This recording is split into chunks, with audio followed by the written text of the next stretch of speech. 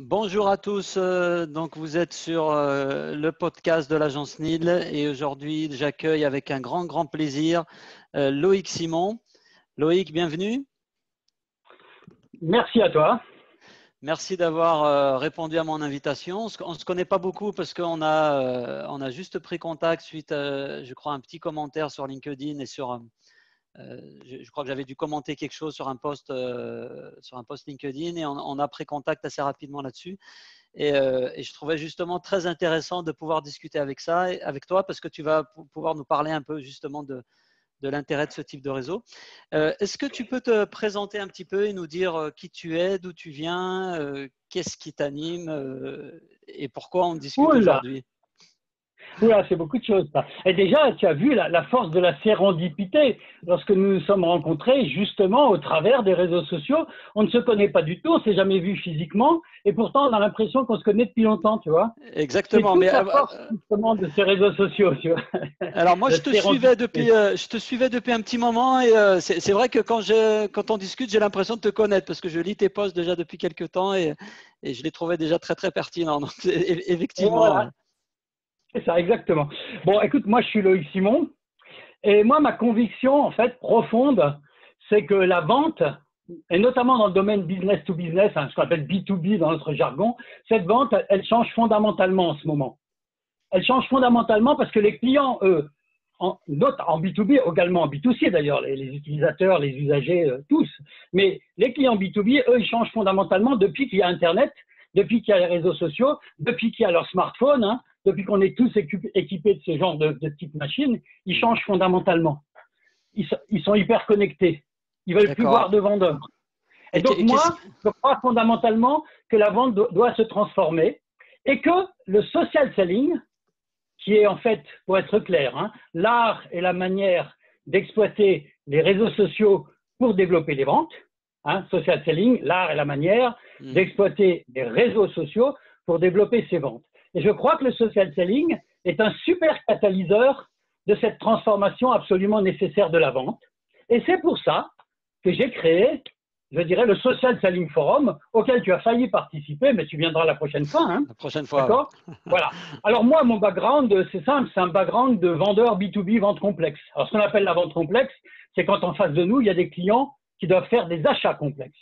C'est-à-dire, ils sont plusieurs à vouloir décider ou à devoir décider, qui a un processus d'achat qui est relativement complexe, qui a, je dirais, des comportements d'achat plus compliqués que simplement vendre sur une brocante au Perreux-sur-Marne où j'habite ou des choses comme ça, d'accord? Voilà, c'est ça hein, le principe. Donc je viens de ce monde-là, j'ai travaillé pendant des années pour IBM, qui, comme on le sait, est un cadre de la vente complexe B2B. Voilà, j'ai fait toutes mes classes. Je suis un digital natif. Excuse-moi, je termine juste. Je suis un digital natif des années 80 en fait. D'accord. Ok. Quand j'étais jeune ingénieur d'affaires en Haute-Saône, à Belfort, à Montbéliard, ben, je faisais du social selling sans que le social selling n'existe d'ailleurs, mais j'étais déjà un peu geek. Je suis un peu geek. Mais je me soigne. Et donc, si j'ai bien compris, tu étais commercial sur ce type de vente chez IBM. Oui, j'ai commencé dans les années 80 en tant qu'ingénieur d'affaires. On appelait ça comme ça, ingénieur commercial, ça fait mieux que vendeur. Hein. Ça fait mieux que J'aime bien le mot vendeur, un vendeur, mais bon, les gens, ils préfèrent s'appeler ingénieur d'affaires, ingénieur commercial, business développeur, tout ça. Mais c'est la même chose, hein. On est tous des gens qui devront aider les clients à progresser dans leur parcours d'achat, en fait. Hein, voilà, c'est ça un bon vendeur. Hein. Et donc, tu disais que tu faisais déjà du social selling un petit peu dans les années 80. Qu'est-ce qui, d'après toi, a vraiment changé? Comment tu faisais à cette époque-là? Parce qu'il n'y avait pas encore les réseaux sociaux dans les années 80. C'était quoi le social selling? Eh ben, c'était déjà la vente par recommandation, hein, se faire recommander par des gens qu'on connaît ou qu'on ne connaît pas d'ailleurs, ce qu'on appelle les liens faibles. Des gens comme toi, par exemple, qui ont vu que j'étais peut-être pas mauvais en social selling et qui à un moment donné vont me taguer, vont me mentionner, vont me recommander. Voilà. Et je faisais déjà ça à l'époque, évidemment, de la vente par recommandation. Hein. Je faisais également de la vente par déclencheur, ce qu'on appelle du trigger selling en anglais, là, de la vente par déclencheur, c'est-à-dire que, par exemple, un directeur financier ou un nouveau directeur général arrive dans une nouvelle entreprise où il y a une fusion, une acquisition, et c'est à ce moment-là que le bon vendeur B2B, eh bien, il intervient et il fait en sorte d'aider le gars qui vient d'arriver depuis quelques mois a progressé et a changé quelque chose. C'était de la vente donc par recommandation, par déclencheur. Et je faisais également dès les années 80 la vente qui est très très utilisée actuellement par les bons vendeurs B2B, c'est ce qu'on appelle la vente par révélation, où le prospect, tout d'un coup, il fait comme ça, regarde, bon sang, mais c'est bien sûr. Hein, voilà, j'ai la révélation. Et c'est le prospect qui, à un moment donné, se dit, mais bon sang, mais c'est bien sûr, il faut que j'achète un nouvel ordinateur à l'époque, ou il faut que j'achète un ordinateur d'ailleurs à l'époque, ou alors il faut que j'achète un nouveau logiciel de RP actuellement, ou que je me fasse former au social selling. D'accord? Voilà. Okay. Et ce type de vente, ces trois types de vente, la vente par recommandation, la vente par déclencheur et la vente par révélation, insight selling en anglais, ces types de vente, ils sont catalysés par les réseaux sociaux. Je peux faire 10 fois mieux de la vente par recommandation grâce à LinkedIn, à Twitter et demain à Snapchat ou autre que simplement en Haute-Saône en allant visiter avec ma petite voiture les différentes entreprises de la région, comme le font encore certains. D'accord ? Je peux trouver 10 fois plus de déclencheurs de conversation business grâce aux réseaux sociaux. Et je peux également tout savoir sur mes prospects, sur mes clients, avant même de rentrer en contact avec eux. Puisqu'il a suffi que j'aille regarder sur Internet, sur Google, sur Twitter, sur LinkedIn, tout ce qui concernait la société, les différents interlocuteurs possibles, les influences, ceux qui vont les influencer dans la vente, etc., dans l'achat plutôt, hein. Je vais tout savoir. Donc c'est pour ça que je dis, je faisais déjà du social selling, mais aujourd'hui j'ai un exosquelette 10 fois plus performant qu'à l'époque où j'avais juste le téléphone, des machines à écrire, enfin des conneries comme ça. Enfin, des conneries. Ouais, c'était déjà pas mal. Mais cela dit, en dehors de ça, la vente… Oui. J'aime beaucoup les images que tu utilises, exosquelette, etc. Je trouve que c'est très parlant. Effectivement, donc ce que tu es en train de nous dire, c'est que finalement, la vente n'a pas forcément fondamentalement changé, que ce que tu pratiquais toi, dans les années 80 chez IBM sur des ventes un peu complexes en B2B, c'est un peu la même chose, sauf qu'aujourd'hui, tes pouvoirs sont décuplés. C'est ça, non? Non, il n'y a pas que ça qui a changé. Il y a quand même un gros changement depuis à peu près une dizaine d'années, on va dire, hein, et encore plus dans les 5 dernières années, qui est précisément lié non plus au vendeur, mais à l'acheteur, ou non pas à l'acheteur d'ailleurs, mais aux différents interlocuteurs qui sont présents dans un acte d'achat complexe, hein, stratégique, déterminant dans une entreprise. On parle bien là. Attention, hein, quand moi je parle de social selling, dans mon contexte, c'est quand les clients, les prospects ont besoin de faire des achats qui sont relativement engageants, relativement impactants pour leur business, d'accord? Et dans ce type d'achat aujourd'hui, tu vas retrouver beaucoup plus d'interlocuteurs qu'il y a quelques années. Quand moi je vendais en Haute-Saône, Belfort, Montbéliard, etc., dans une PME, un ETI, on n'appelait pas ça des ETI à l'époque, hein, ou une grande entreprise, il y avait peu d'interlocuteurs impliqués dans les parcours d'achat. Aujourd'hui, il y en a plein. Hein, le CEB, qui vient de se faire acheter par Gartner, a fait une étude encore récemment où ils disent 6,8 en moyenne. Hein. Il y a 3 ans, c'était 5,4. Maintenant, on dit 6,8. J'ai lu cette étude. Bon. Voilà. Mais bon, c'est peut-être 5, c'est peut-être 10, on s'en fiche, c'est plus. Et deuxièmement, tous ces gens-là, aujourd'hui, ils sont hyper connectés. D'accord? Tous ces gens-là, ils sont capables, en cliquant sur Google, sur Internet, d'aller trouver plein d'informations sur leurs problèmes, sur les types de solutions ou leurs opportunités, sur les types de solutions qui peuvent répondre à leurs problèmes ou les aider à embrasser une opportunité, et sur les fournisseurs. Donc, qu'est-ce qu'il y a? Ils ne veulent plus voir de vendeurs aujourd'hui. Je ne veux plus voir un vendeur si je suis dans une position d'acheteur, entre guillemets. Je veux me débrouiller tout seul. Je veux me faire aider par des gens que je considère comme des interlocuteurs de confiance. En général, ce n'est pas le vendeur à la Leonardo DiCaprio dans Le Loup de Wall Street, hein, qui essaie de me fourguer son machin, là. D'accord? Ce n'est pas le vendeur qui prend son cycle son process de vente, là, et puis qui au téléphone essaie de me faire du closing et tout ça. Hein. C'est un autre type de vendeur que je recherche aujourd'hui, même pas de vendeur du tout d'ailleurs. Ce qui veut dire que les vendeurs ont de plus en plus d'importance, contrairement à ce qu'on pense d'ailleurs. Ouais, parce que comme les clients ne veulent plus voir de vendeurs, il faut que le vendeur se positionne comme étant un consultant, quoi. Hein. Le vendeur, il doit aujourd'hui aider à acheter. Donc, si je t'écoute un petit peu depuis tout à l'heure, on veut plus aujourd'hui en tant qu'acheteur, on veut plus qu'on nous vende une solution, on veut plus qu'on nous vende quoi que ce soit. On veut pouvoir acheter en pleine possession de nos moyens. Je ne sais pas quelle expression je pourrais trouver pour dire ça, mais ça veut dire que le vendeur, il a un rôle qui est encore plus important puisqu'il est plus dans du conseil, dans de l'accompagnement, dans de l'aide à l'achat, plutôt que d'essayer de forcer un peu la main. Là, je partage tout à fait. Voilà, le vendeur d'aujourd'hui, il doit s'aligner avec le parcours d'achat et avec le processus d'achat de l'entreprise cliente, donc des différents interlocuteurs, enfin du centre d'achat, on va dire, chez le client. Et d'ailleurs, ce n'est pas le vendeur, hein, c'est de plus en plus une équipe de vente face à une équipe d'achat. Hein, donc, on ne parle plus de le vendeur face à l'acheteur, en fait, face aux décideurs. C'est l'équipe de vente et de marketing, d'ailleurs, avec tout le monde, face aux équipes potentielles d'achat, dans lesquelles il peut d'ailleurs y avoir le petit stagiaire qui a été recruté pendant 2 mois pour faire une étude sur les CRM qui existent sur le marché et qui va aller discuter avec ses copains sur Snapchat ou sur Facebook ou ailleurs ou sur Instagram. Donc, il y a beaucoup de gens qui me disent, par exemple, oui, mais tu sais, les décideurs, ils sont pas sur les réseaux sociaux. Une objection assez facile. Hein. Ah, mes clients à moi, ils sont pas sur les réseaux sociaux. Oui, mais les gens qui les influencent, les gens qui font les études, les gens qui recherchent les solutions, eux, ils vont sur les réseaux sociaux. Donc, c'est cette équipe d'achat qu'il faut travailler, quoi, en fait.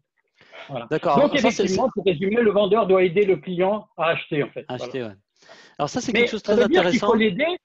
Oui, pardon. Ouais, vas-y, je te laisse finir, excuse-moi. Non, excuse-moi, mais je parle trop, j'en excuse. Non, mais c'est bien, c'est ce qu'il faut pendant un podcast.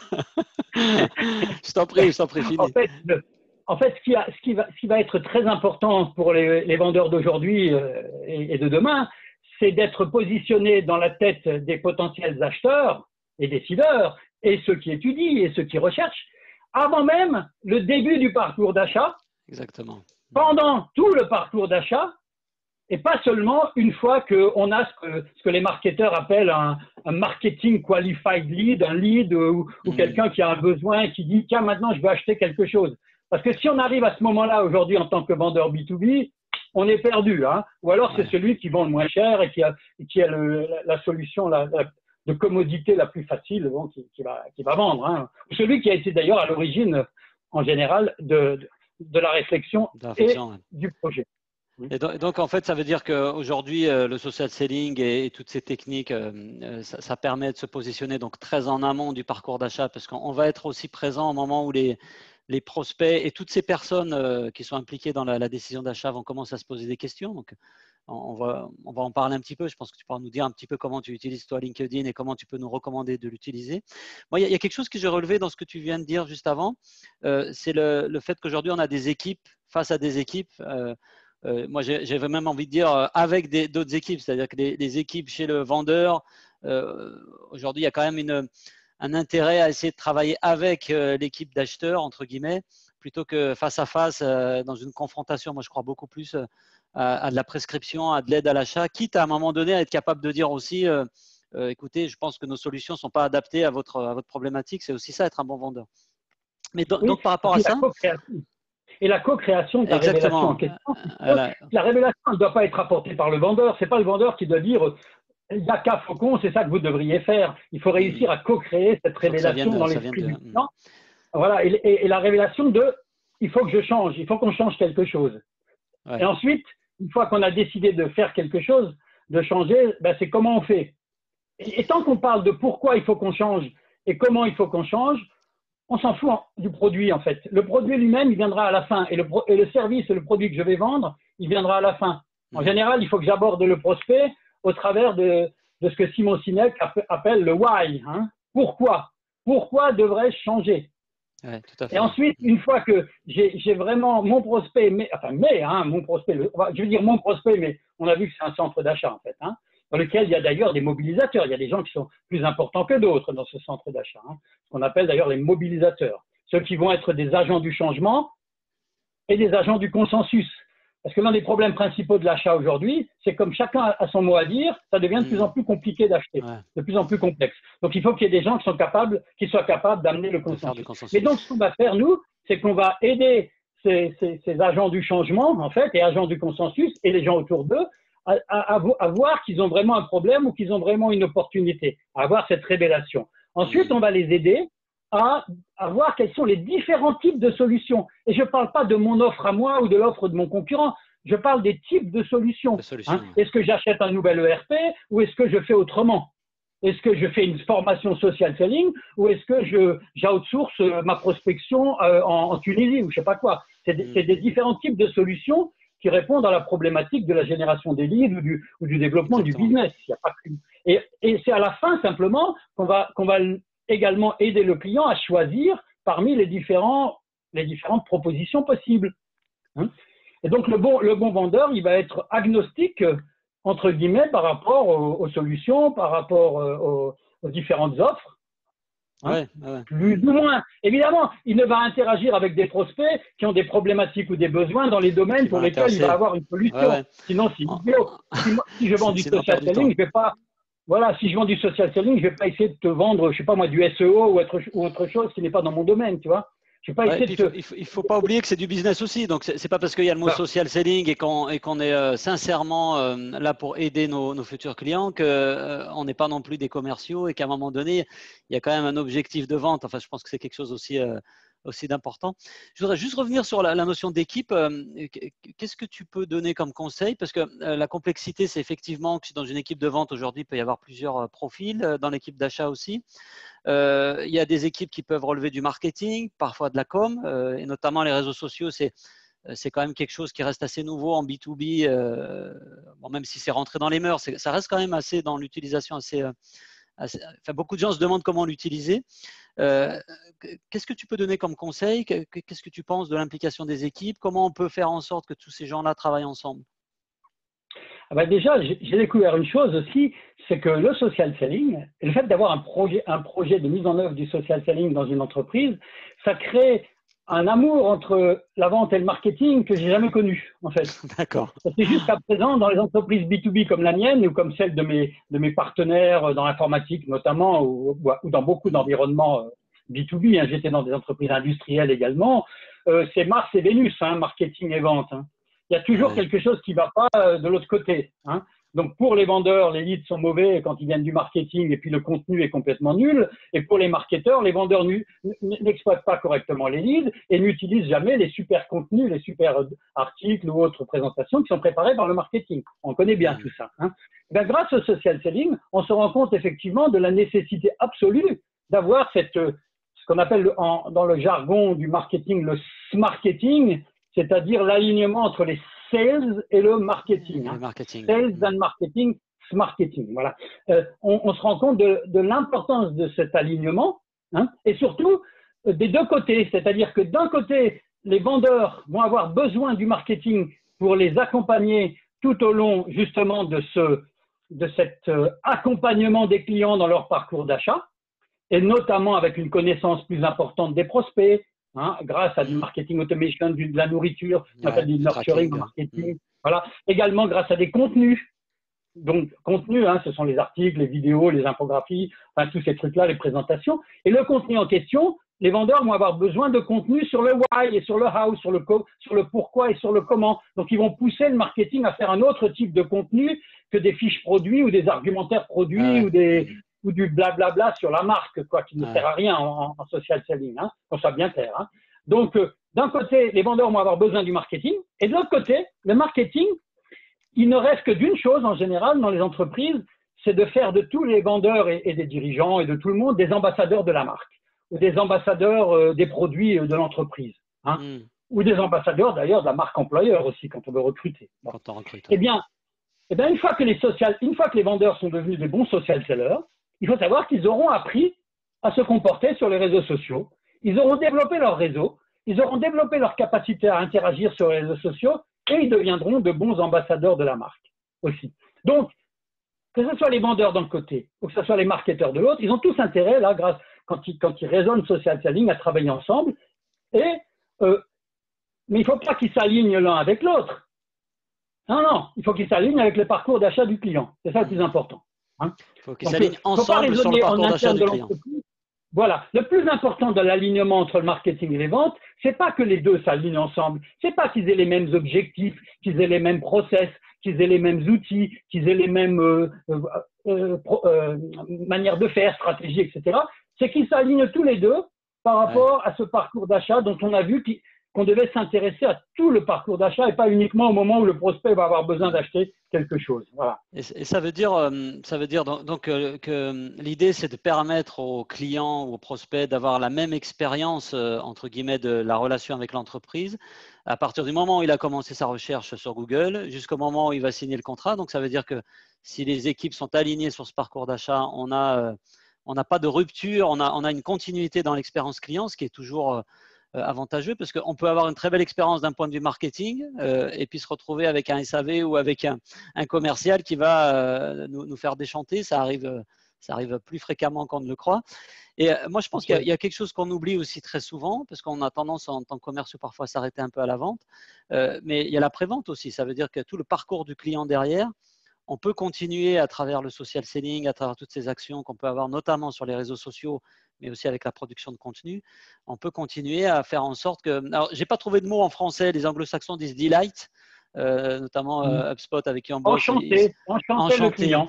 Moi, j'appelle ça le kiffage du client. Alors, il faudrait qu'on arrive à définir un mot. Il faudrait qu'on trouve un mot, quoi. Mais il n'y a pas de mot français, parce qu'enchanté, ça fait un peu belle au bois dormant, mais c'est un petit peu… C'est comme l'amour. Non, je ne suis pas d'accord. L'amour du client, c'est quelque chose d'important aujourd'hui. Moi, je parle beaucoup d'amour du client. Et je pense qu'il faut effectivement le social selling. En fait, je n'ai pas vraiment résumé ce que c'était, mais c'est aider les autres, et notamment les clients et les prospects, évidemment, aider les autres à progresser dans leur job. Avoir l'amour de cette aide, de ce service au client, et donc du client. Ah, c'est pas l'amour, c'est l'amour du client. Ouais, c'est l'amour du client. Enchanter le client. Et alors, juste un petit point avant que je n'oublie, le social selling, c'est pas pour la prospection, hein. C'est aussi pour la prospection, bien sûr, beaucoup. C'est pas pour la négociation, c'est pas pour le closing, c'est aussi beaucoup pour conserver les clients et pour obtenir une loyauté de clients qui sont de plus en plus des clients qui vous louent vos services ou qui vous louent vos logiciels ou qui vous louent votre machine-outil, etc. Donc, dans une économie de la location ou de l'usage, eh bien, il est important de conserver les clients. Ce n'est pas SFR qui dira le contraire quand on voit de temps en temps les problèmes qu'il peut y avoir, ou ce n'est pas certaines sociétés qui aujourd'hui ont des mal à conserver leurs clients qui diront le contraire. Hein, surtout que c'est une tendance de fond, cette location entre guillemets des services, la servitisation, notamment dans le secteur industriel, c'est quelque chose qui est de plus en plus important. Moi, j'ai pas mal de clients qui jusqu'à là vendaient des machines et aujourd'hui qui commencent à se poser la question du modèle économique, de la façon de vendre leurs machines. Et donc, du coup, l'importance de garder, de fidéliser, d'enchanter l'expérience client derrière, c'est plus simplement du SAV et de la gestion de tickets. C'est aussi qu'est-ce que je fais pour que mon client soit heureux d'avoir signé. J'avais lu un article de la revue Harvard Business Review où il parlait du baby blues après l'achat. Ah oui, non mais tout à fait. Tout à fait. Et les éditeurs de logiciels que je connais très bien, puisque il se trouve que dans les 10 dernières années, j'étais chez IBM en évangélisation pour ce qu'on appelle le SaaS, le cloud, et justement tout ce mouvement vers pas simplement la location d'ailleurs des services ou des logiciels, mais le service continu vers les clients qui s'abonnent. Hein. Et effectivement, ce que je voulais dire à propos du marketing et des commerciaux, il y a encore un point très important qu'on va voir, c'est qu'il va falloir que les marketeurs fassent en sorte de mettre les commerciaux et les dirigeants d'entreprise d'ailleurs, et les consultants et les avant-ventes et un certain nombre d'autres collaborateurs en avant sur les réseaux sociaux et non pas derrière la marque. Parce que ce qui ne marche absolument pas sur les réseaux sociaux, c'est de faire de vos collaborateurs des robots, de faire de vos collaborateurs des clones ou de ce que j'appelle des hommes sandwich de la marque. C'est-à-dire des gens qui ne font que relayer les messages de la Pravda, enfin les messages de la marque, hein, genre ça y est, IBM par exemple, pour lequel j'ai travaillé longtemps, IBM a annoncé une nouvelle fonction de Watson, l'intelligence artificielle de IBM. Alors tous les vendeurs d'IBM, ils vont pousser le super article qui a été fait par le VP of Sales de Watson. Bon, ça donne le sentiment aux internautes et aux gens qui vont, aux membres de LinkedIn en l'occurrence, ou des gens qui sont sur les réseaux sociaux, que vous n'êtes que des passe-plats. Hein. Un vendeur passe-plat, un vendeur clone, ça ne marche pas sur les réseaux sociaux. Vous devez être un consultant, donc vous ne devez pas être vu comme étant juste un vendeur de chaussettes, quoi, entre guillemets. Voilà. Et donc, le marketing doit apprendre justement à ne pas mettre trop la marque en avant et les produits de la marque en avant, mais à mettre les individus qui composent toute l'équipe en avant. Et c'est Loïc Simon qui est important en ce qui me concerne. Ce n'est pas ma marque qui s'appelle PartnerWin, par exemple. Éventuellement, le Social Selling Forum, c'est intéressant parce que c'est… Mais la marque de ma société, en B2B, on s'en fiche un peu, d'accord? Alors que le nom du dirigeant, le nom des commerciaux qui parlent en leur nom, qui s'expriment en leur nom et non pas au nom de la marque, c'est ça qui est important sur les réseaux sociaux. Je partage tout Donc à fait. Donc ça va être un point qui n'est pas évident, qui n'est pas trivial par rapport à la com dans les grandes entreprises ou les moyennes entreprises où on a peur que les commerciaux s'expriment, on a peur que les dirigeants racontent n'importe quoi, on a peur que… Et donc, il faut que là aussi, le marketing fasse dire sa cutie parce que sinon, ça ne marchera pas. Alors, ça me fait penser qu'on a oublié de définir les composantes du social selling. On va quand même le faire parce que, si tu veux bien. Pour moi, il y a trois… Voilà. À partir du moment où on a décidé de faire du social selling, c'est-à-dire de bien comprendre l'art et la manière et de bien exploiter l'art et la manière, justement d'exploiter les réseaux sociaux pour développer ses ventes. Et l'objectif, on est bien d'accord, c'est de développer ses ventes. Ce n'est pas d'avoir des likes, ce n'est pas d'avoir des followers, ce n'est pas d'avoir de la visibilité, c'est de vendre. D'accord? À la fin. Et c'est les réseaux sociaux dont on parle d'ailleurs, ce n'est pas les médias sociaux, hein, c'est dans l'esprit réseau. Et on les exploite, on ne vend pas sur les réseaux sociaux. La transaction, elle ne va pas se faire sur les réseaux sociaux. Hein. Tout à fait. Voilà. Et c'est l'art et la manière, ça veut dire que ce n'est pas un outil. Le réseau social, ce n'est pas un outil. Le social selling, pardon, ce n'est pas un outil. Ce n'est pas LinkedIn, ce n'est pas Twitter, ce n'est pas Facebook. C'est la manière dont on se comporte sur ces réseaux sociaux. Maintenant, il faut être clair, LinkedIn est parfait en environnement B2B, vente complexe, dans beaucoup de cas. Donc nous, les formateurs, les coachs, ceux qui accompagnent comme moi les entreprises vers le social selling, on commence en général par LinkedIn parce que c'est le plus simple. Et en plus, c'est très pertinent, d'accord? Mais ça ne veut pas dire qu'il faut se limiter à LinkedIn à un moment donné quand on est l'entreprise. Ça dépend de là où sont vos clients, ça dépend de là où sont ceux qui les influencent. Et si le stagiaire, il passe sa vie sur Instagram ou sur Snapchat, eh bien, à un moment donné, il faudra s'en occuper. Hein. Et le social selling, ça sert aussi à… Voilà, le social selling, ça sert aussi à faire du sourcing de compétences dans l'autre sens, hein, aussi. Bon. C'est les mêmes méthodes. Alors, juste ce qu'il y a dans le social selling, pour aider les autres à progresser, qu'est-ce qu'on va faire? Premièrement, on va développer sa crédibilité professionnelle, son image de marque. Mais pas l'image de marque de l'entreprise, l'image de marque de chacun des individus. Donc, Loïc Simon, par exemple, il va devoir avoir une crédibilité forte sur les réseaux sociaux. Et cette crédibilité, il va d'abord… Elle a 4 composantes, en fait. Enfin, non, elle a une seule composante, c'est qu'il faut que je délivre ce que j'ai promis à mes clients. Hein. Si je ne délivre pas ce que j'ai promis à mes clients, je ne serai jamais crédible. Donc ça, c'est la base. D'accord? Mais une fois que je suis un bon vendeur dans une bonne société, donc je ne suis pas Leonardo DiCaprio dans le loup de Wall Street, et ce que je vends, c'est quelque chose qui est utile au client. D'accord? On part de ce postulat.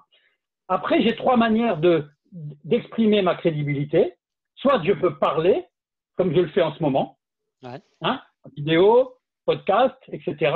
Je peux parler dans des événements comme Social Selling Forum, ça crée de la crédibilité. Hein, peu de vendeurs sont en capacité de vraiment parler, parce que souvent on les empêche, ou souvent ils ont peur, ou ils ne savent pas, etc. Bon. Deuxième manière de faire, je peux écrire. Je peux écrire des articles de blog. Je peux écrire un podcast, je peux écrire un vlog, un vidéoblog aussi. Hein. Voilà. Et je peux écrire. Mais souvent, j'écris. D'ailleurs, sur les réseaux sociaux, on écrit beaucoup. Hein. Mais ça, là, c'est pareil. Il y a beaucoup de vendeurs. Je ne sais pas écrire, je n'ai pas envie d'écrire, j'ai peur d'écrire, je n'ai pas le droit d'écrire, on m'empêche d'écrire, ma direction ne veut pas que j'écrive. Ça, c'est un problème. Mais bon, voilà. Et puis, il y a une troisième manière qui est de lire. Et on se rend compte d'ailleurs que ceux qui lisent, beaucoup, comme moi, au début, lire, ça veut dire quoi? Ça veut dire faire de la veille. Les réseaux sociaux sont un excellent outil de veille aussi. Hein. Donc, je fais de la veille sur LinkedIn, sur Twitter, sur les réseaux sociaux, sur Google, en m'abonnant à n'importe quoi, à des podcasts, à des journaux, à des newsletters, que ça, je fais de la veille. Mais je ne fais pas de la veille n'importe où, je fais de la veille dans ce qui est important pour mes prospects et mes clients. Et si je fais de la veille, ça veut dire que je lis. Et si je lis, à un moment donné, je peux peut-être avoir envie de partager les fruits de ma veille, les fruits de ce que j'ai appris avec les autres. C'est ce qu'on appelle le partage de connaissances. Donc, ce que je fais sur les réseaux sociaux, et ça, n'importe quel vendeur doit être capable de le faire, 99% devraient être capables de le faire, c'est de lire, ensuite de choisir ce qui est vraiment important pour mes prospects et mes clients, pas de partager n'importe quelle connerie, quoi, hein, on ne fait pas des lolcats, etc. sur les réseaux sociaux, ou comme ça, enfin, je veux dire. Et ensuite, de le partager. Partager avec qui? Ben, partager avec tout le monde. Hein, avec ceux que vous connaissez, mais surtout avec ceux que vous ne connaissez pas. Rappelez-vous, la vente par recommandation, ça vient des réseaux faibles. Hein, les réseaux faibles, c'est les gens qui ne vous connaissent pas vraiment. Donc, ben, partagez. Ça, c'est ce qu'on appelle dans notre jargon la curation. C'est-à-dire que j'ai sélectionné des sources importantes, je les ai choisies, j'ai oublié de dire, j'ai rajouté mon point de vue à moi ou mon petit pensum supplémentaire pour expliquer quelle est ma propre expérience ou poser une question d'ailleurs à mes contacts ou à ceux qui vont lire. Hein. Et puis derrière, je l'ai partagé. Bon, alors on se rend compte que quand on fait ça comme moi pendant des années, à un moment donné, quand on devient compétent dans son domaine, on a envie d'écrire en fait. Et moi, je me rends compte que j'écris de plus en plus. Et j'écris quoi? J'écris pas des gros articles obligatoirement de 3000 pages, là, où j'écris pas des livres comme certains de mes confrères. J'ai du mal d'ailleurs à écrire des beaux articles de blog. J'en fais maximum toutes les semaines ou tous les mois. Bon, j'ai du mal parce que j'ai pas toujours le temps. Mais surtout parce que j'ai trouvé un autre moyen d'écrire sur les réseaux sociaux. C'est ce qu'on appelle les short forms, les formes moins longues, quoi, enfin plus courtes. Et sur LinkedIn, c'est 1300 caractères. Sur LinkedIn, c'est 1300 caractères. Eh bien, écoutez, oui, mais justement, et ce qui est intéressant, c'est que 1300 caractères pour quelqu'un qui parle beaucoup comme moi, c'est une limite. D'accord? Mais vous vous dites, tiens, 1300 maximum, je vais écrire quelques phrases, etc. Puis après, vous prenez au jeu, vous commencez à écrire, et puis vous dépassez les 1300. Ben, ce qui est très intéressant, c'est que ça vous permet de restructurer ce que vous aviez écrit au début, de vous relire, d'enlever les fautes de français, parce qu'il y en a qui font trop de fautes de français, de vous relire, de synthétiser, de vous rendre plus clair, et d'envoyer à ce moment-là ce qu'on appelle un post, POST, sur LinkedIn, de maximum, donc 1300 caractères, sans lien vers quoi que ce soit, même sans image ou avec image, on s'en fiche, hein, il peut y avoir image ou pas. Il y a beaucoup de débats là-dessus. Oui, mais vous faites simplement un post, avec ou sans image, avec ou sans lien, il y a des débats de spécialistes, mais c'est vous qui exprimez à ce moment-là votre point de vue, ou alors vous exprimez votre expérience. Hein, et si vous allez voir, par exemple, là, on est mercredi le 2 août, si vous allez voir ce que j'ai partagé hier, ce matin, etc., vous allez voir ce genre de post. Et en général, ce qui marche bien d'ailleurs, c'est les posts dans lesquels vous aidez les autres à progresser. Vous aidez les autres à progresser. Voilà. Et vous n'êtes pas péremptoire, vous n'êtes pas auto-centré, vous n'êtes pas en train de faire votre autopromotion, vous n'êtes pas en train de dire moi je suis fier d'eux, je suis le meilleur, le plus beau, etc. Vous aidez les autres à progresser dans un domaine, évidemment, pour lesquels, à un moment donné, vous voulez avoir des clients ou des prospects, parce que sinon, mais non, pas que. C'est important. Moi, ce que je trouve intéressant dans ce que tu dis depuis tout à l'heure, bon, déjà, le fait d'aider les autres à progresser, c'est quelque chose que je partage. Je pense que quand on commence vraiment à partager sa propre expérience, en général, c'est ces postes-là qui ont le plus de vues, qui fonctionnent le mieux. Et ça se dément pas. Moi, ça fait quelques années aussi que je poste des choses. Et quand je suis en mode automatique, parce qu'on fait tous un peu d'automatique et mes collègues programment pour moi sur mon propre compte des blogs, bon. Je ne suis pas convaincu, d'ailleurs, on a remis en question cette pratique en interne chez nous parce qu'on a vu quand on suit les stats que ça ne ramène rien, que ça donne aussi une image qui peut être parfois même négative parce que tous les clones de l'entreprise postent la même chose à des moments différents et ce n'est pas top. Et par contre, moi, ce que je trouve vraiment très, très intéressant pour ceux qui sont tentés par la chose, c'est que il y a beaucoup de gens qui partagent aujourd'hui, qui font un peu de curation, qui lisent, qui partagent leur veille. Les gens qui écrivent, il y en a déjà beaucoup moins. Et des gens qui parlent, encore moins. Donc, je pense qu'il y a une opportunité qui est énorme pour des gens qui sauront se positionner à un moment donné, qui sauront se forcer à prendre pas la plume et le clavier et à partager leur expérience. Et c'est ce qui est le plus difficile. Mais on est finalement très, très peu à le faire. Et moi, j'étais par exemple très étonné quand on a commencé à poster des contenus sur l'industrie. Je pensais que j'allais trouver tout un tas de contenus. Mais finalement, j'ai trouvé très, très peu de personnes qui postaient des contenus, en tout cas dans ce sens de vouloir partager son expérience. Et du coup, nous, on a constaté très, très vite un impact très fort. on voit que tout de suite, on est suivi par des gens qu'on pensait inaccessibles, par des gens qu'on voyait comme des leaders d'opinion, etc. Et donc, moi, je vois ça vraiment comme un encouragement à ceux qui auront envie de se lancer. Il n'y a pas forcément besoin d'être un cador. Il n'y a pas forcément besoin d'avoir 50 années d'expérience professionnelle dans le domaine. Il faut simplement être un bon partageur et d'être sincère et d'avoir vraiment envie d'aider les autres à progresser. Et je crois que dès qu'on est là-dedans, ça marche. Mais alors attention, il ne faut pas se dire qu'il suffit d'écrire. Moi, j'ai aussi appris qu'il ne suffisait pas d'écrire et de partager et ton expérience. Il faut interagir avec les gens sur les réseaux sociaux.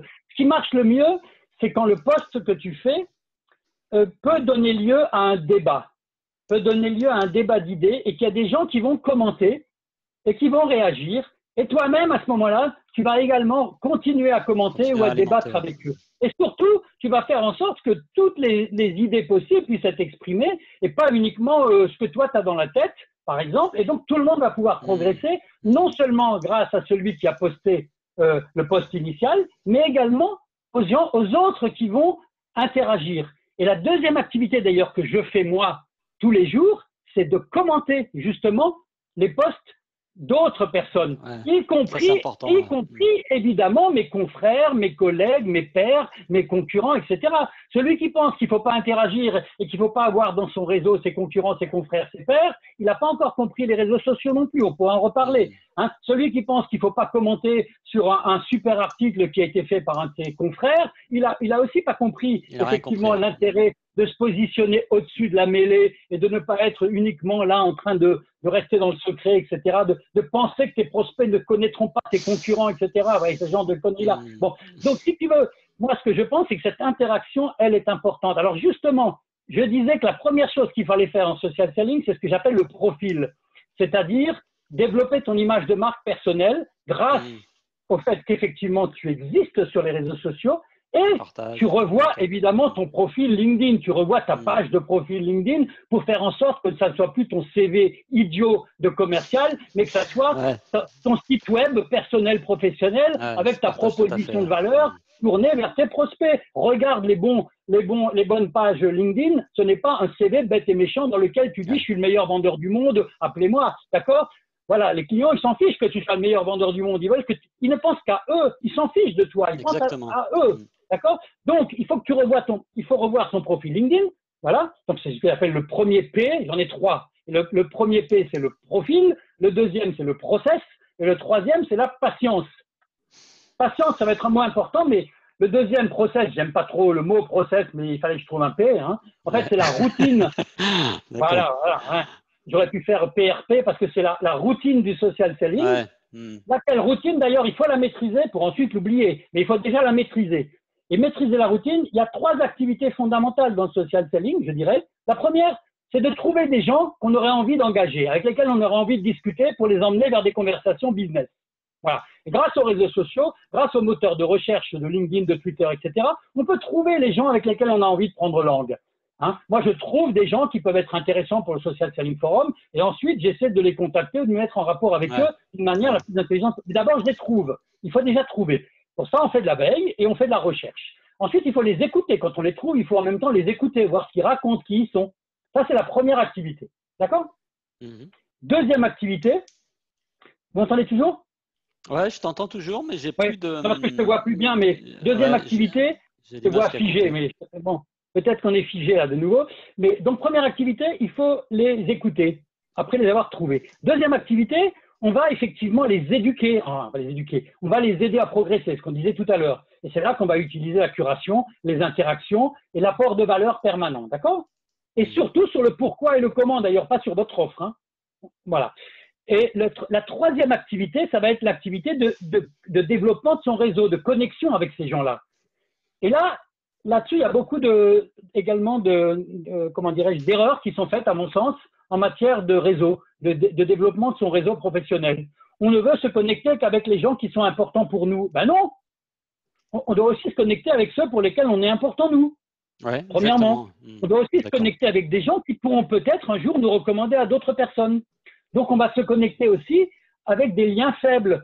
Donc, des gens à qui je n'ai rien à vendre aujourd'hui, qui n'ont rien à me vendre à moi aujourd'hui, d'accord? mais qui peuvent qui sont des relayer, gens qui qui peuvent sont dans la partager. société. Voilà. Et on se connecte avec eux parce qu'à un moment donné, on va jouer la sérendipité. La sérendipité, c'est les heureux hasards qui n'arrivent pas par hasard, d'accord? On vise par exemple tel ou tel prospect, et puis on tombe sur quelque chose d'autre à côté qui était plus intéressant finalement que ce qu'on avait imaginé. Et on rencontre de super personnes avec lesquelles on va pouvoir même faire du business souvent, hein, ou quelquefois. Mais en tout cas, avec lesquelles on va pouvoir progresser. Voilà. Donc, cette connexion, ce développement du réseau, entre professionnels du social selling, on n'est pas d'accord entre nous. Hein. Donc, il y a plein de visions différentes. Est-ce qu'il faut avoir un gros réseau de qualité ou un petit réseau de qualité ou un gros réseau de quantité? Moi, je dis qu'il faut avoir un gros réseau de suffisamment bonne qualité plutôt qu'un petit réseau très, très nombriliste ou très centré sur soi-même, dans lequel il n'y a aucune possibilité de vraiment jouer sur les liens faibles, hein, sur la sérendipité. Voilà. Ouais. Donc, lisez un peu tout ce qui concerne les liens faibles et la sérendipité et vous comprendrez mon point de vue. Ça, c'est des choses intéressantes. J'ai une remarque qui me venait pendant que je t'écoutais. Moi, j'ai par exemple des clients, donc tu dois en avoir de ce type-là aussi, des gens qui sont dans le secteur industriel, qui ont parfois des métiers de niche, qui n'ont pas forcément peur directement des concurrents, mais qui ont peur qu'à travers la visibilité de leur propre réseau, les concurrents découvrent avec qui ils travaillent. Donc, j'avais un client là, pour qui c'était, en gros, qui avait 80% de son business sur une niche où il était a priori tout seul. Et il me disait à chaque fois, j'aimerais pas que mes concurrents découvrent qu'il y a du business dans cette niche-là parce que je voudrais pas qu'il y ait débat.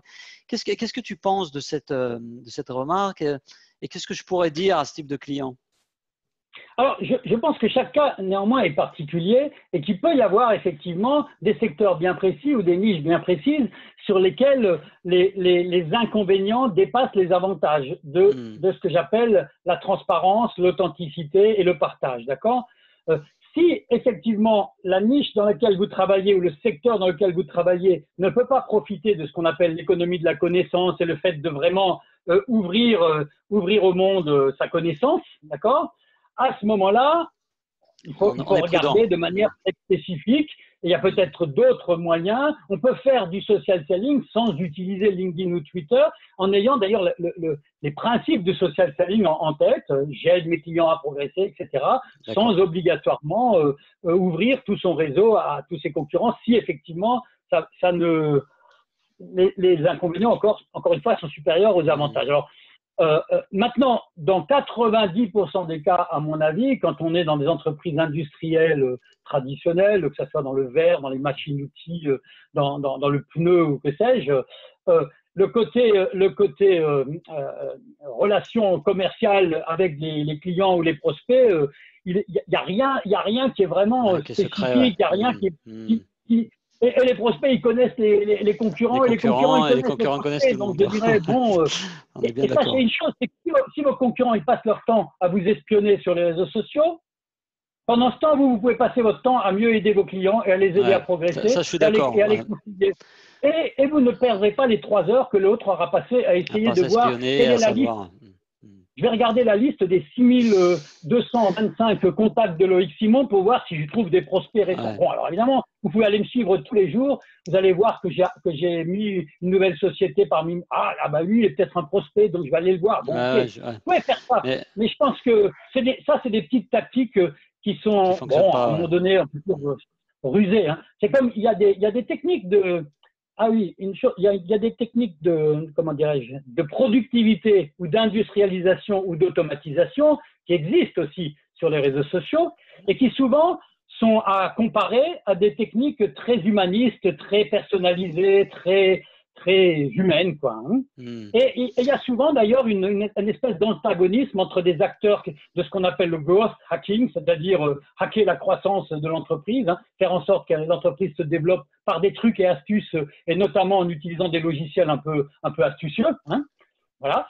J'avais encore un gars tout à l'heure avec moi qui me présentait un super produit dans ce domaine-là. Voilà. Il y a effectivement des produits d'automatisation, des produits d'industrialisation qui permettent d'aller plus vite. Il faut faire simplement attention à…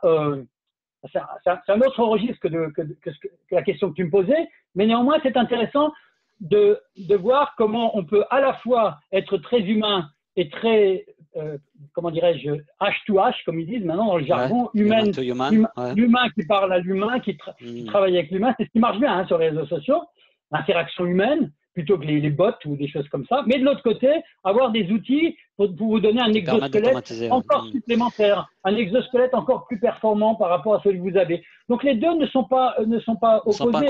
D'ailleurs, le prochain Social Selling Forum qu'on va faire à Paris le 1er décembre, l'un des deux sujets, ce sera justement growth hacking versus vision humaniste du social selling. Donc, on aura à la fois des growth hackers d'un côté et de l'autre côté, des gens comme moi ou d'autres qui sont plus dans le côté, on va dire, humain. Alors, justement, c'est intéressant que tu abordes ce sujet. Moi, il y a une question qui me trotte dans la tête depuis tout à l'heure. C'est un peu lié à la productivité, au retour sur investissement de ces pratiques, parce qu'on est quand même dans le domaine du business. Donc, j'imagine, et en tout cas pour en faire peut-être un peu, mais beaucoup moins que toi, beaucoup moins actif que toi, ça prend du temps. Et ça, c'est souvent une des premières remarques que vont te faire les gens. Ça prend beaucoup de temps. Pour le faire correctement, il faut y passer du temps. Donc, on vient de voir qu'il y a la possibilité aussi d'automatiser sans perdre l'humanité certaines actions et d'avoir des aides ou des outils qui permettent d'être plus productif. Mais derrière, quel est ton retour en termes de retour sur investissement, justement? Tu le pratiques pour toi? Tu l'as mis en place peut-être chez des clients? Est-ce que tu as voilà, qu'est-ce que tu peux nous dire sur le retour sur investissement? Ça marche? Comment on mesure les résultats, etc. En termes de business, je veux parler. Alors déjà, quand il y a des retours sur investissement, il faut regarder l'investissement. Et l'investissement aujourd'hui, si on regarde, c'est un investissement effectivement en temps. Et l'investissement temps pour un débutant en social selling, il vaut mieux que ça soit 20 minutes à 1 heure par jour que 4 heures le week-end ou 4 heures tous les 15 jours quand on s'y met. Je suis d'accord. Hein. Quand on est sur LinkedIn, il vaut mieux une routine dans laquelle on passe quelques minutes chaque jour et notamment dans les moments perdus dans la journée. J'attends un client qui est en retard à déjeuner. Je fais du social selling au lieu de faire un jeu sur mon portable ou au lieu de regarder bêtement mon mail ou je sais pas quoi. Hein, voilà. Deuxièmement, je suis dans le RER à Paris. Et ben, je fais l'outil de base de LinkedIn et social selling, c'est le smartphone. Hein. 80% des usages, maintenant, ça va être sur smartphone, d'accord? Donc, ou quand je suis dans différents lieux, je vais effectivement utiliser à ce moment-là, avoir cette routine de faire les activités dont je parlais tout à l'heure. Et notamment les activités d'interaction qui sont importantes. Ou de connexion pour développer le réseau. Voilà. Et 20 minutes à 1 heure. Hein. Ensuite, quand on est vraiment un cas d'or du social selling et qu'on l'utilise et qu'on le vend aussi, on va y passer plutôt 2 heures, d'accord? Ou 3 heures, ok? Mais ça, c'est nous. Ou quand on est un prospecteur, je dirais, professionnel, à un moment donné, on va remplacer certaines manières de faire du calling, de l'appel à froid, par du warm calling, où on va un peu se chauffer grâce aux réseaux sociaux. Donc, ça va rentrer dans notre processus normal de vente, d'accord? Donc ça, c'est la première chose. Ensuite, quand on regarde le retour de ce type de pratique, on constate que là où on a des difficultés aujourd'hui à avoir de vrais retours bien documentés, c'est au niveau des PME et des petites ETI. Parce que ceux qui s'y sont mis à fond, ce sont d'un côté les coachs, les consultants, les toutes petites sociétés comme moi ou comme mes collègues qui font de la formation, qui font tous les gens qui sont dans le service immatériel notamment et qui sont des petites structures, des toutes petites structures. Eux, ils exploitent à fond le social selling. C'est le meilleur des marketing que puisse avoir un consultant aujourd'hui. D'accord ? Ça, c'est clair. Donc, pour eux, il n'y a même pas photo. Aujourd'hui, un bon consultant, un bon coach ou un bon formateur ou autre, il serait idiot de ne pas utiliser le social selling parce que c'est évident que 80% de notre business, il vient des recommandations qu'on a par le social selling, enfin par les réseaux sociaux et par Internet, d'accord? C'est pas par du push marketing à la papa, d'accord? D'ailleurs, on n'aurait pas les budgets en général dans ce genre de boîte. Hein, parce que le social selling, ça demande plutôt du temps à ce moment-là que encore beaucoup d'efforts financiers. C'est une ressource mobilisable pour des petites boîtes. On va quand même dépenser un peu d'argent, mais je veux dire, c'est pas. Après, de l'autre côté, à l'opposé, vous avez les très grandes entreprises. Et quand je dis les très grandes entreprises, ça a commencé par la high-tech, par exemple Microsoft, SAP, IBM, Oracle, high-tech que je connais bien. Également, tout ce qui est la Poste, AXA, les banques, les assurances, mais les grandes entreprises qui ont des équipes internes de ce qu'on appelle le sales enablement, c'est-à-dire l'activation des vendeurs, qui ont des équipes de vente importantes et qui intéressent d'ailleurs les consultants en social selling parce qu'ils voient de la répétitivité dans la formation de dizaines et de dizaines ou de centaines de vendeurs, d'accord? Et donc, c'est par eux qu'on a commencé. Et LinkedIn aussi, qui est un fort promoteur du social selling, parce qu'ils vendent un outil qui qui s'appelle Sales Navigator, qui est souvent utile pour une fois qu'on a compris le social selling, une fois qu'on a compris, il est sinon, utile. Ça pas Avant qu'on ait compris, en général, on ne l'exploite pas correctement. Bon. Donc, c'est pas la peine de payer les 70 € et les 160 € si on n'a pas compris comment faire du social selling. Mais bon. Donc, ils font la promotion, mais ils la font en général auprès des grosses ETI, auprès des grosses entreprises et ils les accompagnent. Donc là-dedans, vous avez plein de retours d'expérience. Hein, vous demandez à Myriam Nessali de la Poste, par exemple, qui est encore de la Poste Solutions Business, qui est encore intervenue au Social Selling Forum de Lyon le 7 juillet, où tu n'as pas pu venir. Eh bien, elle a bien exprimé le retour sur investissement sonnant et trébuchant en termes de business, parce qu'ils sont capables de le suivre dans le CRM. Le problème, c'est qu'il faut un peu suivre, d'accord? Il faut relier ce qui se fait sur les réseaux sociaux avec le CRM de l'entreprise. Voilà. Alors, dans les PME, c'est plus compliqué pour deux raisons, et notamment dans les PME industrielles dont tu t'occupes, c'est qu'elles sont toujours un petit peu, je m'en excuse, hein, excusez-moi de dire ça, mais souvent un peu en retard en termes de marketing ou de technique de vente. Voilà. Je dis ça, mais sous contrôle. Hein. Donc, il y a quelquefois des efforts. Et donc, dans ces PME, c'est plus compliqué d'avoir des statistiques, je dirais, de retour. Il y a des histoires individuelles dans lesquelles on va te montrer que tel commercial ou telle petite équipe a effectivement développé des super business, parce que c'est ça l'objectif. Hein. Mais il faut bien savoir que ça se fait en un an. Hein. J'ai parlé du 3e P du social selling. La patience, ça ne se produit pas les 15 jours suivant la mise en place, on est bien d'accord. Voilà. Et surtout pas d'ailleurs avec une formation LinkedIn de 2 jours, hein, comme ça a encore été le cas il y a quelques années. On pourrait parler du comment on met en œuvre le social selling. Si tu veux, on peut terminer avec ça. Hein, comment on met en place le social selling, mais en tout cas, pas juste une petite formation aux trucs et astuces LinkedIn ou pas juste mettre en œuvre un outil. Hein. Que ce soit un outil d'ambassadeur de la marque. Voilà. Il nous reste une dizaine de minutes. Si tu peux donner 2-3 conseils pour par où commencer quand on est une PME industrielle, parce que tu as raison, on est sur des boîtes qui sont relativement en retard d'un point de vue marketing. Moi, je suis aussi très, très, très, très étonné du retard qu'on peut avoir dans des PME qui pourtant sont des belles PME en termes de CRM, d'outils commerciaux de base. Je ne pourrais pas te dire le nombre incalculable de prospects que je contacte toutes les semaines qui sont encore sur du tableau Excel ou sur des CRM complètement exotiques. Enfin, j'apprends des nouveaux noms de CRM tous les jours, quoi, ou de RP. C'est un Eldorado, tu vois, pour toi et pour moi. Hein. C'est un Eldorado pour nous, parce qu'effectivement, il y a un tel besoin dans l'industrie. Moi, je trouve ça génial. Personnellement, je trouve que c'est un secteur super. Parce qu'ils peuvent faire comme les Chinois ou les Africains, c'est-à-dire qu'ils peuvent passer devant les autres en allant directement sur les nouvelles technologies. Au lieu de faire du marketing 2.0 à la papa d'il y a 5 ans ou 10 ans, ils pourraient directement se mettre au social selling quand ils font de la vente complexe B2B. Et là, ça dépoterait beaucoup plus que de faire le vieux site web que nous, on faisait il y a 5 ans dans l'IT. Et là, ils veulent encore faire un site web. Ça, je partage. On pourrait en parler. On pourrait faire un podcast d'1h30 ou 2 heures rien que sur le sujet du site web. Alors, qu'est-ce que tu peux donner comme conseil pour une petite PME qui veut se lancer, qui a une dizaine de commerciaux et par où je commence, quoi? Alors déjà, avant de commencer, il faut se dire qu'il y a 3 obstacles quand même. Hein. Il faut faire attention aux obstacles. Le premier obstacle, c'est la culture de l'entreprise. Si l'entreprise a une culture à la Leonardo DiCaprio ou une culture où le directeur commercial, le manager commercial a 55 ans et lui, il n'a même pas un profil LinkedIn, il ne sait pas ce que c'est, etc.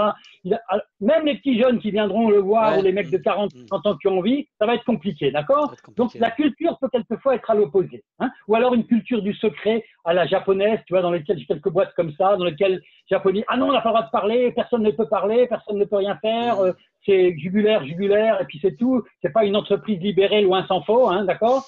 Ça marchera mieux dans les entreprises un peu libérées, quoi. Hein. C'est pas encore la première chose. C'est pas encore très courant. Hein. Voilà. Mais je sais, moi j'ai un beau-frère qui travaille beaucoup dans ce domaine-là, dans l'automobile, ça marche, hein, là, ça se développe. Bon. Toujours est-il que le style de management est important. Le deuxième obstacle, c'est l'obstacle marketing, où on voit ça uniquement sous l'angle de la com et du marketing. On dit il faut qu'on devienne beaucoup plus visible parce que notre marque n'a pas de visibilité, on ne nous connaît pas, donc il faut vraiment développer les followers, les trucs sur les réseaux sociaux avec la page entreprise, et il faudrait que nos collaborateurs… Et il faudrait que nos collaborateurs ils soient des clones dont on parlait tout à l'heure et qui poussent les trucs. Donc, on va mettre des outils on va avoir une approche trop marketing. Il faut avoir une approche par les vendeurs et par les commerciaux. C'est-à-dire qu'il faut les aider, eux, à progresser. Il faut qu'ils aient compris le pourquoi et le comment. Il faut qu'ils aient compris pourquoi eux doivent s'y mettre et pas l'entreprise, eux, individuellement, et le manager commercial. et comment on va les aider à ne pas se planter. Parce que souvent, ils ont peur de se planter, de dire des choses qu'ils ne devraient pas dire, etc. Donc, deuxième obstacle, c'est l'approche marketing qui, en général, ne marche pas bien. Je dis qu'elle ne marche pas bien. Maintenant, il y a des fois, il y a des contre-exemples. Hein. Et troisième obstacle, c'est quand on commence par les outils, où on se dote d'un outil, soit un outil comme Sales Navigator qu'on appelle intelligence commerciale, parce qu'on veut mieux connaître les prospects, on veut trouver des nouveaux prospects, donc on achète ce que LinkedIn veut nous vendre, par exemple, hein, ou Bypass ou d'autres qui sont très bons, mais qu'il faut voir après, à mon avis. Ou alors par l'ambassadeur de la marque. Vous savez, il y a des logiciels qui permettent d'automatiser au maximum ce qu'on disait tout à l'heure, les logiciels de growth hacking. Et donc, ce qu'on fait, c'est qu'on remplace le commercial en prenant en charge son compte LinkedIn, en poussant des informations, des contenus sur son compte LinkedIn. Et lui-même, il ne va jamais sur LinkedIn. D'ailleurs, il n'interagit jamais, il ne fait jamais rien. Et il ne développe pas son réseau. Et bien ça, les résultats, ils sont zéro. D'accord? Donc, la bonne manière de faire, c'est d'avoir un vrai projet de transformation dans l'entreprise. Et le vrai projet de transformation des commerciaux avec le soutien du marketing et avec l'alignement du marketing, le marketing.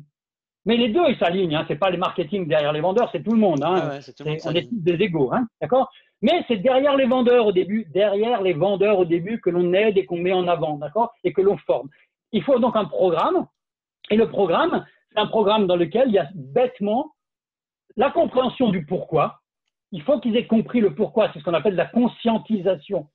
On est conscient qu'on a vraiment besoin, qu'on peut travailler différemment dans le futur. Que même si, comme moi, on est un digital natif des années 80, moi j'ai 61 ans, hein. Bon voilà, et je peux le faire, hein, d'accord? Donc c'est pas une question d'âge, d'ailleurs, il y a des jeunes qui sont nuls. Il y a des jeunes, ils sont nuls, parce qu'ils connaissent rien au B2B vente complexe, donc ils sont nuls en vente B2B, quoi. Nous, on est bons en vente B2B au moins, hein, d'accord, normalement. Enfin, dans l'industrie un peu moins, mais bon. Donc, la première chose, c'est il va falloir leur faire comprendre le pourquoi. Donc ça, c'est la conscientisation. Ensuite, c'est simplement une question de formation, de coaching, d'accompagnement, avec des méthodes d'apprentissage qui ne sont pas bêtement des blablabla de 2 jours sur les trucs et astuces LinkedIn, et puis je vous fais refaire votre page LinkedIn, et après, ça y est, vous êtes devenus des social sellers. Un accompagnement dans la durée.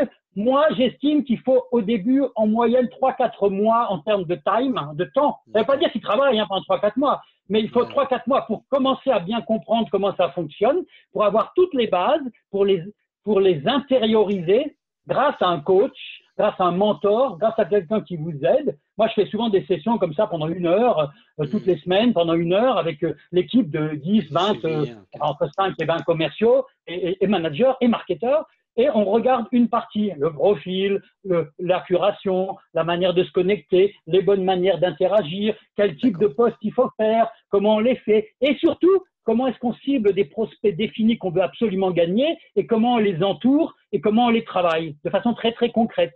On part de cas très concrets. Hein. Tel client, tel prospect, je veux vraiment le travailler. Voilà. Hein, donc, là, en général, il y a une dizaine de ce que j'appelle des cliniques comme ça. Hein. Et puis, il y a des formations également. Formation initiale, formation au milieu, formation à la fin, un peu de présentiel ou des choses comme ça. Voilà.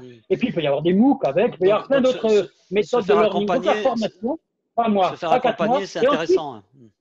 Ensuite, c'est sur 1 année à peu près où il faut renforcer. Il faut renforcer les pratiques parce qu'il y aura typiquement 20% d'addicts. Et parmi les 20%, il faudra faire attention à celui qui est trop addict, hein, parce que c'est comme la boisson, le sexe ou autre chose. Ça peut être un peu de l'addiction pour certains, il faut faire gaffe. Hein. Il va y avoir 20% qui vont être totalement réfractaires et ils vont rester réfractaires. Voilà. Et il va y avoir 60%, le ventre mou, c'est le plus intéressant, parmi lesquels vous allez trouver des pépites, parmi certains de vos commerciaux qui étaient des bons bourrins, enfin des bons ânes de bas, ou je ne sais pas comment dire, et qui vont derrière vraiment éclore, ils vont éclore. Et une fois qu'ils ont compris le pourquoi et le comment, on voit des transformations fondamentales. Donc, il ne faut surtout pas se dire l'outil va faire le social selling. Il ne faut surtout pas se dire une formation aux trucs et astuces LinkedIn et ça ira bien. Hein. Il faut se dire c'est une transformation quand même dans laquelle il faut accompagner le mouvement en collaboration entre le marketing, la direction et les commerciaux. Et il faut que la direction générale ou la direction commerciale, notamment, et les managers commerciaux soient dans le jeu, hein, et qui donnent l'exemple. Hein. moi, je connaissais un directeur commercial, il disait, vous pouvez le faire, les gars, mais moi, j'y comprends rien, je veux surtout pas y toucher. Ouais, c'est Ça très, très marchera court. pas. Hein. Ouais. Ça ne fonctionne Voilà. pas parce que ça va être perçu comme de la perte de Voilà. temps ou comme on va avoir ce genre de reproche. Et puis après, OK. ce qu'il faut, c'est les pousser à travailler, à le faire directement sur les réseaux sociaux. Donc, il faut Ouais. évidemment qu'ils ouvrent des comptes, qu'ils y aillent. Et ils commencent par LinkedIn en général. Dans l'industrie, c'est assez simple. C'est ce qui Il y aura fonctionne le toujours mieux. Ouais. l'objection qui est de dire, oui, mais mon acheteur, il n'est pas là. Le directeur industriel de l'usine en question, il n'est pas sur les réseaux sociaux. Et c'est là qu'il faut pouvoir leur faire prendre conscience que ceux qui influencent le décideur ou les décideurs, eux, ils vont pouvoir les recommander aux décideurs, même si, in fine, le décideur en question ne va pas être sur les réseaux sociaux. Voilà. Hein? Ouais, mais ça, je pense qu'on le voit de moins en moins. Enfin, en tout cas, moi, j'ai de moins en moins cette objection de mon client n'est pas présent. Et au contraire, je trouve qu'il y a vraiment des gens qui, aujourd'hui, c'est acquis, quoi. J'ai l'impression que c'est acquis. Tout le monde sait qu'il Oui. faut utiliser ces outils-là. On n'est plus comme il y a encore 3-4 ans où on se demandait s'il fallait y aller ou pas. Je pense qu'aujourd'hui, toutes Même les s'il n'y a que boîtes. 20%. Et même Ouais, s'il n'y a que 20% de ta cible qui y est, ben, intéresse-toi à ces 20%, c'est pas mal. c'est Hein. des 20% qui sont faciles à toucher, et Voilà. notamment par rapport aux méthodes que nous a décrites. Avant qu'on se sépare, est-ce que tu peux nous dire 2 mots du Social Selling Forum? Donc, c'est quelque chose que tu as lancé. Tu peux nous expliquer un peu l'idée et peut-être nous parler de la prochaine session. Donc, j'ai entendu tout à l'heure que c'était à Paris au mois de décembre, c'est ça? C'est faux, c'est pas la prochaine, parce qu'en fait, à Paris, on en est à la cinquième édition du Social Selling Forum qui a lieu tous les 6 mois depuis novembre 2015. Okay. Depuis novembre 2015 seulement, ça fait moins de 2 ans. Okay. Et on est déjà à la 5e édition. Oh, pardon. Ça, c'est moi. On est déjà à la 5e édition qui va donc avoir lieu le 1er décembre. Mais entre-temps, comme il y avait un bon succès à ce Social Selling Forum Paris, qui en fait est un forum en chair et en os, hein, ça c'est important, en chair et en os. Il n'y a même pas de streaming, il n'y a pas de choses en ligne, hein, les gens, ils viennent. C'est génial d'ailleurs, parce qu'ils se sont rencontrés sur les réseaux sociaux, ils viennent, d'accord? Et ce forum, c'est un forum de partage d'expérience sur le social selling, avec 2 spécificités. Le premier, c'est que c'est tout l'écosystème du social selling qui l'anime, et ce n'est pas LinkedIn, ou c'est pas un formateur à la vente, ou c'est pas une société Loïc Simon, je sais pas quoi, c'est tout le. Et par exemple, à Paris, on avait plus de 80 animateurs de ce forum. À Lyon, on en avait 40. À Nice, on en avait une dizaine. Alors, ce qu'on a fait, c'est qu'on a, comment dirais-je, déployé le Social Selling Forum dans les régions françaises. On a fait Vannes, Toulouse, Nice, Lyon. Donc, on en a déjà fait 10 à cette heure-ci.